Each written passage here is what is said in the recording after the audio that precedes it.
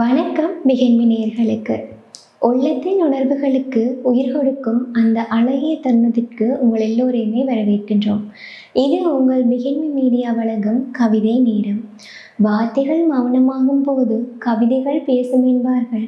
உங்கள் இதயத்தின் ஆழத்தில் ஒழித்து வைத்திருக்கும் அந்த அழகிய வரிகளுக்கு மேடையமைத்து கொடுக்கவே இந்த நிகழ்ச்சி தொகுப்பு. இன்றைய நிகழ்ச்சியில் யார் இணைந்திருக்கிறாங்கன்னு சொல்லி பார்ப்போம். வவுனியா தாண்டிக்குளத்தில் இருந்து சங்கீதன் என்றவர் எங்களுக்கு ஒரு கவிதையை அனுப்பி வச்சிருக்கிறேன். என்றும் என்னுள் பறந்து கிடக்கும் நம் அழகிய நினைவுகள், அவை கனவுகளாகவே இருக்கட்டும். மீண்டும் அவற்றுக்கு உயிர் கொடுக்க வேண்டாம். மீண்டும் அவற்றுக்கு உயிர் கொடுக்க வேண்டாம். என்றும் என்னுள் பறந்து கிடக்கும் நம் அழகிய நினைவுகள், அவை கனவுகளாகவே இருக்கட்டும். மீண்டும் அவற்றுக்கு உயிர் கொடுக்க வேண்டாம். உண்மையிலே இந்த வரிகள் அவ்வளவு அற்புதமாக இருக்குது.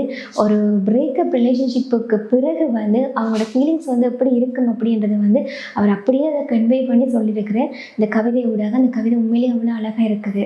ஒவ்வொருத்தருக்குள்ளேயுமே ஒரு கவிஞன் ஒளிந்திருக்கிறான்ன்றதுக்கு இன்றைய நிகழ்ச்சியே ஒரு சாட்சியாக அமையட்டும்.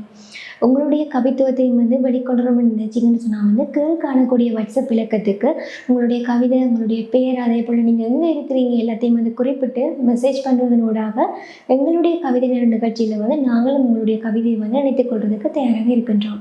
மற்றொரு கவிதை நேர நிகழ்ச்சியூடாக உங்களை சந்திக்கும் வரையில் உங்களிடமிருந்து விடைபெறுவதை ராகவி.